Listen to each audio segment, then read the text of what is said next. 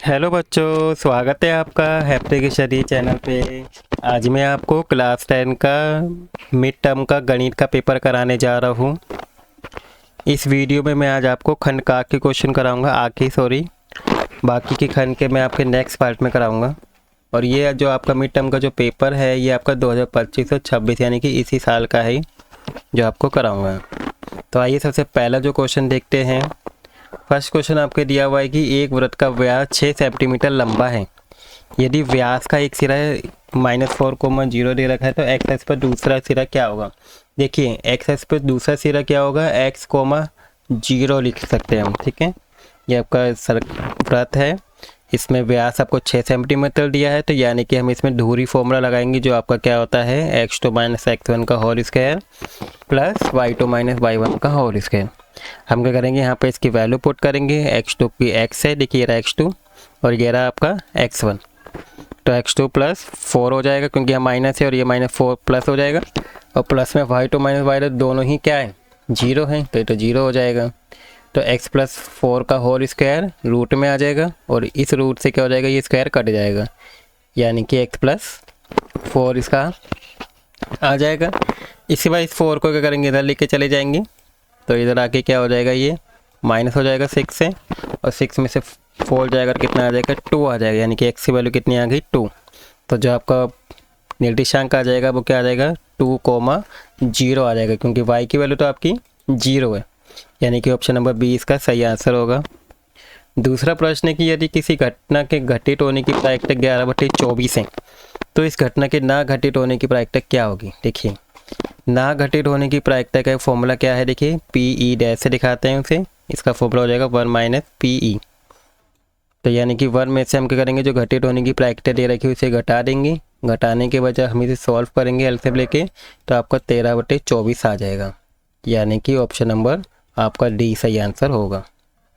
इसके बाद एक समांतर श्रेणी दे रखी है जिसमें -1 -1 -1 ही है, तो इसका सार्वंतर ज्ञात करना है। देखिए इसमें कुछ भी माइनस नहीं हो रहा है, सब सेम ही संख्या है। जब सेम संख्या होती है तो उसका सार्वंतर हमेशा क्या आता है बच्चों, 0 आता है।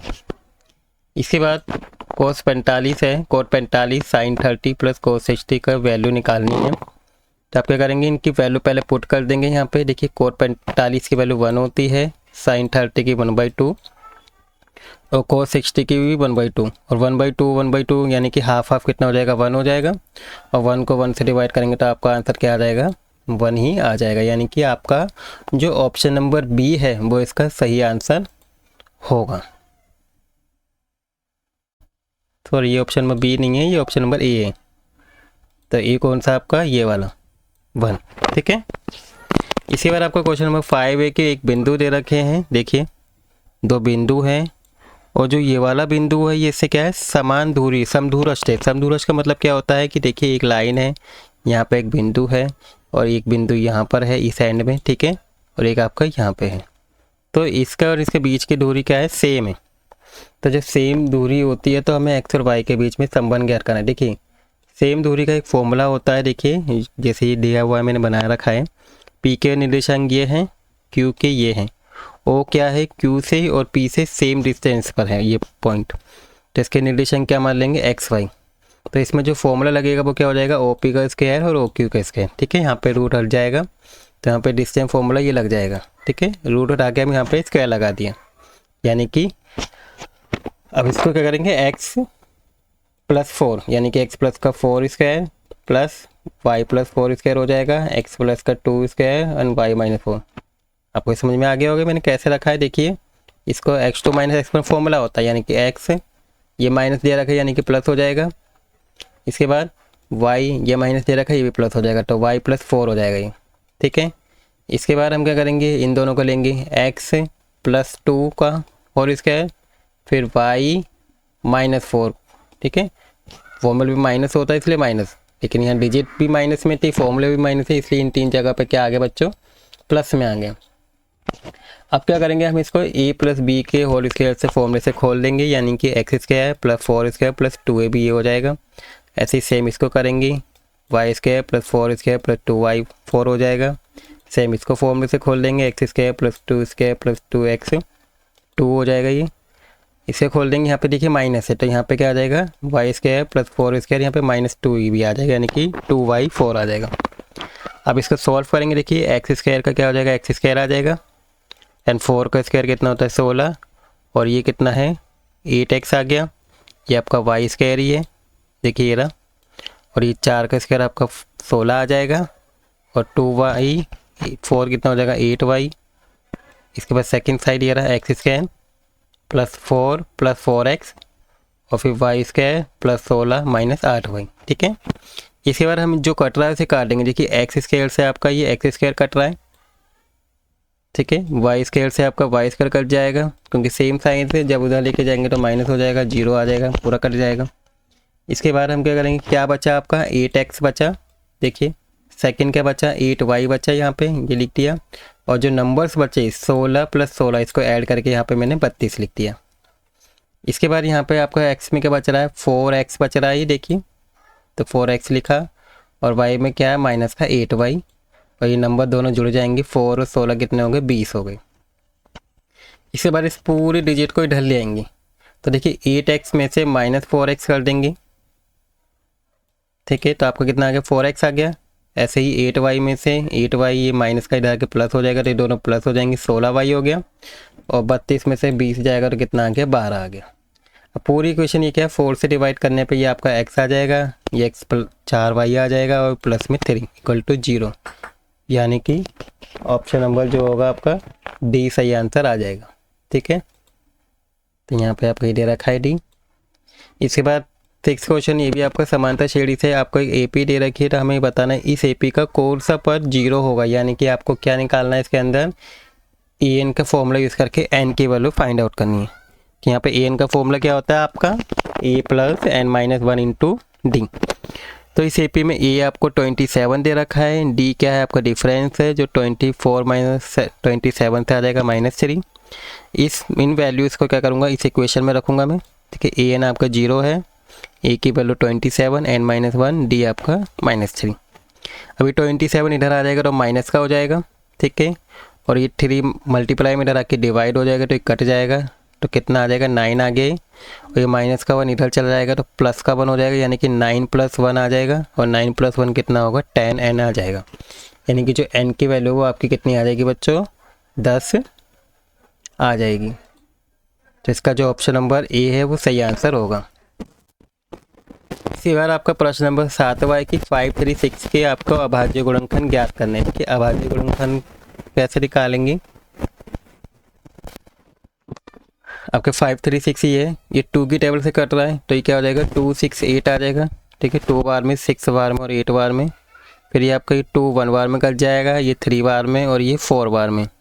इसके बाद 13 2 की टेबल में 6 बार में कट जाएगा 12 इससे छोटा, और एक यहाँ जाएगा 7 बार में, और ये 67 जो है ये 67 की टेबल से ही कटेगा। तो इसके जो अभाज्य गुणनखंड क्या आ जाएगी 2 × 2 × 67 आ जाएंगी, ठीक है। अब यहाँ पे देखिए 2 × 2 × ये 3 ये दे रखे हैं, यहाँ पे गलत दे रखा है 13, यहाँ पे 67 आना चाहिए, तो इसके ऑप्शन में यहाँ पे मिस्टेक है, तो आपका वैसे इसके ऑप्शन के अकॉर्डिंग देखें तो आपका डी सही आंसर होगा, 13 की जगह 67 आ जाएगा, ठीक है। इसके बाद आपका नेक्स्ट क्वेश्चन है 8वां कि आपका XZ जो है समरूप है ट्राइंगल CBA की। यदि XZ और CA दोनों का रेशियो 2/3 है तो X तथा C से उनकी सम्मुख भुजाओं पर खींचे गए संगत शीर्षलंब का अनुपात कितना होगा। देखिए मैं आपको बताता हूँ, देखिए इसकी सम्मुख भुजाएं से यहाँ पे शीर्षलंब ये खींचा गया है और इससे ही शीर्षलंब ये खींचा गया है CN, तो इनके भुजाओं का रेशियो 2:3 दे रखा है, तो जो भुजाओं का रेशियो है वही क्या होगा शीर्षलंब का रेशियो भी क्या होगा इसके बराबर होगा, यानी कि इसका रेशियो भी कितना आ जाएगा बच्चों 2:3 आ जाएगा, यानी कि आपका ऑप्शन नंबर जो होगा डी सही आंसर होगा। इसके बाद आपका प्रश्न नंबर 9 है कि 52 पत्तों की एक अच्छी तरह से फेंटी गई गड्डी में से आपने क्या करा एक पत्ता निकाल लिया। इस बात की प्रायिकता ज्ञात कीजिए कि पत्ता क्या फेस कार्ड नहीं होगा, ठीक है। आपको पता होना चाहिए कि ताश के पत्ते में टोटल फेस कार्ड कितने होते हैं, कुल फेस कार्ड आपके 12 होते हैं, ठीक है। तो फेस कार्ड ना होने की जो संभावना होगी वो क्या हो जाएगी आपकी 52 में से 12 को माइनस करेंगे यानी कि 40 आ जाएगा, कुल पत्ते तो आपके 52 हैं, ठीक है। और face card without face card वाले कितने हैं, 40। तो जो प्रायिकता आ जाएगी वो आपकी कितनी हो जाएगी, 40/52 हो जाएगी। और इसे जब 4 की टेबल से कट करेंगे तो आपको 10/13 आंसर आ जाएगा, जो आपका ऑप्शन नंबर कौन सा सही होगा, सी। इसके बाद आपका प्रश्न नंबर 10 है कि पी का वह मान जिसके लिए समीकरण ये दे रखी है। देखिए 2 समीकरण दे रखी है और इसके कई हल हैं, तो आपको पी निकालना। देखिए कई हल के लिए जो सिचुएशन लगती है आपकी कौन सी लगती है, A1/A2 B1/B2, ये दोनों क्या होते हैं, बराबर होते। तो हम क्या करेंगे, A1 यानी कि 6/2 हो जाएगा, ठीक है, n-3/p हो जाएगा ये। फिर इसकी क्रॉस मल्टीप्लाई करेंगे तो 6p हो जाएगा और ये कितना हो जाएगा, 6। तो 6 को 6 से जब काटेंगे तो p की वैल्यू कितनी आ जाएगी बच्चों, -1 आ जाएगी। अब -1 कहाँ दिया हुआ है, देखिए ऑप्शन नंबर ए में दे रखा है, यानी कि इसका सही आंसर क्या होगा बच्चों, ऑप्शन नंबर ए होगा। इसके बाद 11वां क्वेश्चन है कि एक शब्द है इको कम्युनिकेशन में एक स्वर चुनने की प्रायिकता ज्ञात करनी है। तो पहले तो हम ये शब्द गिनेंगे कि टोटल शब्द कितने हैं, ठीक है। तो आइए इसका आंसर देखते हैं। इसमें जो टोटल शब्द हैं बच्चों वो आपके 15 हैं और इसमें से वोवल्स टोटल कितने हैं, 7 हैं। तो जो इसकी प्रायिकता हो जाएगी, स्वर चुनने की जो प्रायिकता हो जाएगी वो कितनी हो जाएगी, 7/15 हो जाएगी, ठीक है। इसका सही आंसर 7/15 होगा, यानी कि जो आपका ऑप्शन नंबर क्या है, डी है। देखिए यहाँ पे अगर देख पाएँ ये आपका स्वर है ई ओ, ठीक है, यू 3 हो गए, आई 4 हो गए, ई 5 हो गया, आई 6 हो गए और ओ 7 हो गए। टोटल 7 स्वर हैं, तो इसको टोटल शब्दों से डिवाइड करेंगे, यानी कि 7/15 इसका सही आंसर होगा। इसके बाद आपका प्रश्न नंबर 12वां है कि 2 बिंदु दे रखे हैं और इसको मिलाने वाले रेखांकन का मध्य बिंदु निकालना है।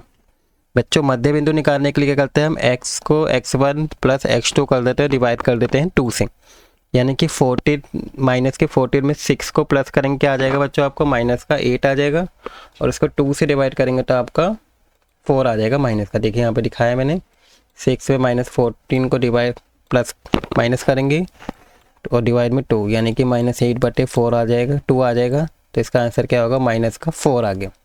ऐसे y के लिए करेंगे -3 + 11, इसमें से माइनस जाएगा तो 8 आ गया और 2 को 8 से डिवाइड करेंगे तो ये +4 आ जाएगा, यानी कि x की वैल्यू -4 है और y की वैल्यू +4। तो जो आपके निर्देशांक होंगे वो क्या होंगे बच्चों, -4,4 होगा प्लस का, यानी कि ऑप्शन नंबर डी इसका सही आंसर होगा। इसके बाद बच्चों आपको एक ट्रायंगल दिया हुआ है BAC, ये क्या है, समरूप है DEF। एंगल ए 45 दे रखा है और एंगल डी आपका 45 दे रखा है, तो एंगल ई निकालना। देखिए एंगल ई ये रहा, तो जो एंगल ई है वो किसके बराबर होगा बच्चों, ये रहा एंगल ए के। तो एंगल ई बराबर एंगल ए के होगा, यानी कि जो एंगल ई होगा वही एंगल ए होगा। इसका मतलब सही आंसर आपका क्या होगा, 45 होगा, क्योंकि एंगल ए की वैल्यू तो आपको 45 दे रखी है, तो ई की भी क्या होगी, 45 होगी। इसके बाद आपको क्वेश्चन नंबर 14 है कि एक सर्वेक्षण एक मीनार BC के आधार से 40 मीटर की दूरी पर खड़ा है। देखिए एक मीनार है, इसे 40 मीटर डिस्टेंस पे यहाँ पे खड़ा हुआ है और मीनार की ऊंचाई ज्ञात करनी है। देखिए मीनार की ऊंचाई ज्ञात करनी है, इसके लिए ए आपको दे रखा है 10 है, 3/4। तो मीनार की ऊंचाई ज्ञात कीजिए। तो देखिए ये डायग्राम, यहाँ पे आपको ए 40 मीटर डिस्टेंस पे खड़ा हुआ है। अब 10 है बराबर क्या हो जाएगा, BC/AC, यानी कि लंब बटे आधार हो जाएगा, ठीक है। BC हमें निकालना है, AC की वैल्यू 40 है और 10 है आपको दे रखा है 3/4। इसकी जब क्रॉस मल्टीप्लाई करेंगे तो 120 एंड 4 BC हो जाएगा और 4 को 120 से जब डिवाइड करेंगे तो बच्चों आपका कितना आंसर आ जाएगा, 30 मीटर आंसर आ जाएगा, यानी कि जो आपकी BC की जो वैल्यू होगी वो कितनी होगी बच्चों, 30 मीटर होगी। इसी बार प्रश्न नंबर 15 दे रखा है आपको, एक P पॉइंट दे रखा है जो इन दोनों को मिलाने वाली रेखाखंड के किस अनुपात में विभाजित करेगा, वो आपको क्या करना है बच्चों, अनुपात निकालना है। तो देखिए आपको जो अनुपात निकालना है, आपका एक पॉइंट ये दे रखा है, एक ये दे रखा है। तो हम क्या करेंगे, जैसे क्वेश्चन में देखिए y की वैल्यू दे रखी है -2, तो हम क्या करेंगे, इसी के कोऑर्डिनेट y वाला फॉर्मूला अनुपात का यूज़ करेंगे। वैसे आपका जो x एक्सिस का x का फॉर्मूला होता है वो ये होता है m1x2 + m2x1 और m1 प्लस m2, y का क्या हो जाएगा m1 y2 plus m2 y1, m1 plus y2। तो हमें y के कोऑर्डिनेट्स दे रखे हैं, इसलिए हम इस क्वेश्चन में y का यूज़ करेंगे। तो y की वैल्यू आपको -2 दे रखी है, m1 हमें निकालना है और y2 आपका कितना दे रखा है, देखिए यहाँ पे माइनस का ये 4 दे रखा है, तो ये माइनस का 4 रखेंगे प्लस m2 और y1 कितना है 3। तो जब इसकी इससे मल्टीप्लाई करेंगे तो ये कितना आ जाएगा बच्चों, ये -4m1 आ जाएगा और ये आपका 3m2 आ जाएगा, ठीक है। और इसकी इससे मल्टीप्लाई करेंगे तो माइनस का 2m1 हो गया और इसे करेंगे तो माइनस का 2m2 हो गया। आप क्या करेंगे, यहाँ पे m1 है, इस वाले -4 को यहाँ ले आएंगे, ये प्लस का 4m1 हो जाएगा और 4m1 में से 2m1 जाएगा तो यानी कि 2m1 आ जाएगा, ठीक है। यहाँ पे 3m2 है, ये वाला माइनस का 2 इधर आ जाएगा, ये प्लस हो जाएगा और 3 और 2 कितने हो जाएंगे, 5m2 आ जाएगा। और फिर क्या है, m2 क्या हो जाएगा, m1 की डिवाइड में चला जाएगा और जो ये 2 है वो यहाँ पे आ जाएगा डिवाइड में, यानी कि 5:2 इनका आंसर आ जाएगा। जो आपका अनुपात आएगा वो कितना आ जाएगा बच्चों, 5:2 आ जाएगा, यानी कि आपका ऑप्शन नंबर ए सही आंसर होगा। इसके बाद आपका 16वां क्वेश्चन है कि 3 सिक्के हैं जिनको एक साथ उछाला है तो चित आने की प्रायिकता ज्ञात कीजिए, ठीक है। तो चित आने की देखिए यहाँ पे चिट कितनी बार आ रहे हैं, तीनों एक बार आ रहा है और टोटल संभावना कितनी बन रही है, अगर इनको हम अरेंज करेंगे टोटल 8 बन रही है, यानी कि जो प्रायिकता होगी वो कितनी आ जाएगी, 1/8 आ जाएगी, यानी कि ऑप्शन नंबर जो है आपका ए सही आंसर होगा। इसके बाद प्रश्न नंबर 17 है, आपको साइन थीटा की वैल्यू दे रखी है 1/3, आपको 4 सेक थीटा की वैल्यू निकालनी है। तो सबसे पहले आप क्या करेंगे, एक इसको यूज़ करके यहाँ पे पाइथागोरस थ्योरम लगा के ये वाली साइड निकालेंगे, जो आपका √8 आ जाएगा, ठीक है, क्योंकि 3 का स्क्वायर 9 और 9 1 का स्क्वायर 1, तो 9 में से 1 गया तो कितना आ गया, रूट में 8 आ जाएगा, ठीक है। मैंने यहाँ पे डायरेक्ट लिख दिया √8 आएगा। अब √8 को बच्चों हम 2√2 भी लिख सकते हैं, ठीक है। तो अब हमें सेक 30 निकालना है। सेक 30 का फॉर्मूला क्या होता है, कर्ण बटे में आधार। तो कर्ण आपका 3 है, आधार कितना है √8, ठीक है। सेक 30 निकाल लिया और क्वेश्चन में आपसे क्या पूछा है, 4 सेक थीटा, तो यहाँ पे करेंगे 4 इंटू में 3/√8 आ जाएगा। यहाँ पे क्या करेंगे, √8 को मैंने क्या करा 2 रूट में कन्वर्ट कर दिया, क्योंकि √8 की वैल्यू कितनी होती है, 2√2 होती है। 4 को इसे काट देंगे 2 बार में और 2 को इसे मल्टीप्लाई करेंगे, कितना आ जाएगा बच्चों, 6√2 आ जाएगा। तो इसको रेशनलाइजेशन कर देंगे √2 से, तो ये कितना हो जाएगा, 6√2 हो जाएगा और इसकी से करेंगे तो 2 आ जाएगा। 2 को 6 से काटेंगे तो आपको 3√2 आंसर आ जाएगा, यानी कि आपका जो ऑप्शन नंबर है वो क्या हो जाएगा, सी आंसर होगा, ठीक है, 3√2। इसके बाद आपका प्रश्न नंबर 18 है कि 2 पासों को एक साथ फेंकने पर अभाज्य संख्या का एक युग्म प्राप्त होने की प्रायिकता ज्ञात कीजिए। तो देखिए अभाज्य संख्या का एक युग्म, पहले हम क्या करेंगे, एक पेयर बनाएंगे इनके, देखिए मैंने यहाँ पे ऐसे पेयर बनाए, ठीक है। अब इसमें अभाज्य संख्या कौन कौन सी है जिसमें युग प्राप्त हो रहे हैं, टोटल 9 है, ठीक है, मैंने सर्कल भी कर रखा है। और 9 को क्या करेंगे, हम इसको किससे डिवाइड कर देंगे, 36 से डिवाइड कर देंगे, तो इसका जो आपका आंसर आ जाएगा वो कितना आ जाएगा, 1/4 इसका आंसर आ जाएगा, ठीक है। इसके बाद आपका प्रश्न नंबर 19 और 20 अभी कथन और कारण वाले दे रखे हैं। तो इसमें 19वें क्वेश्चन में अभी कथन में दे रखा है कि आपके एक समीकरण ये है 3x - y + 1, दूसरी समीकरण 6x - 2y - 2 है इक्वल टू 0 है और इसके एक अद्वितीय हल है, ठीक है। तो इसके कारण में दे रखा है कि उपरोक्त समीकरण समानता रेखा को दर्शाता है। जो अद्वितीय हल होते हैं वो क्या है, समानता रेखा को नहीं दर्शाता है, ठीक है बच्चों। हम इसे सॉल्व करेंगे, देखिए यहाँ पे इसको सॉल्व करेंगे, देखिए वैल्यू पुट करके मैंने क्या करा, इक्वेशन में वैल्यू रखी और यहाँ पे क्या इन दोनों की वैल्यू आ गई, इसकी वैल्यू नहीं आ रही। तो इसका जो ऑप्शन नंबर जो डी है वो क्या है, सही आंसर है। कि ए गलत दे रखा है क्योंकि अद्वितीय हल तो ये है ही नहीं है, लेकिन ये सही दिया हुआ है, तो ऑप्शन नंबर डी सही आंसर है, ठीक है। यहाँ पे ये ऑप्शन नंबर डी। इसके बाद आपका 20वां क्वेश्चन है, एक ऊर्ध्वाधर खंभे की लंबाई उसकी छाया की लंबाई का अनुपात इतना है, तो छाया का अवनमन कोण इतना आएगा। दो समांतर रेखाओं के बीच बनने वाले एकांतर अंतःकोण क्या होते हैं, बराबर होते हैं। ठीक है, तो जो इसका ऑप्शन नंबर क्या है, बी सही है, क्योंकि ए और कारण दोनों ही संयुगिक है। दो समांतर रेखा के बीच अगर कोई कोण बनेगा तो वो क्या होते हैं, एकांतर कोण ही होते हैं। देखिए बीच में अगर कोई कोण बनाएंगे तो ये एकांतर कोण ही होते हैं। ठीक है, एकांतर अंतःकोण होते हैं। ठीक, और जब हम इसको सॉल्व करेंगे तो इसका अवलंबन कोण भी इतना ही आएगा जब चेक करेंगे। ठीक है, लेकिन इसके साथ कोई लेना देना बिल्कुल भी नहीं है। तो कथन तो दोनों ही सही हैं, लेकिन वो कारण इसकी सही व्याख्या नहीं कर रहा है, यानी कि इसका ऑप्शन नंबर बी क्या होगा, सही आंसर होगा। ठीक है बच्चों, तो ये खंड का आखिरी क्वेश्चन थे। अब खंड बाकी क्वेश्चन मैं आपको नेक्स्ट पार्ट में कराऊंगा। आई होप खंड आ में मैंने जितने भी क्वेश्चन आपको कराए आपको अच्छे से समझ में आ गए होंगे। ठीक है, अगर आपको कोई डाउट हो तो आप पूछ सकते हैं। आई होप आपको वीडियो भी अच्छी लगी होगी। अगर आपको वीडियो अच्छी लगी तो बच्चों प्लीज़ वीडियो को लाइक कर दीजिएगा और अपने दोस्तों के साथ भी शेयर कीजिएगा ताकि उनकी भी हेल्प हो सके। और अगर बच्चों आप इस चैनल पे नए हैं तो प्लीज़ चैनल को सब्सक्राइब भी कर दीजिएगा। Thank you for watching video.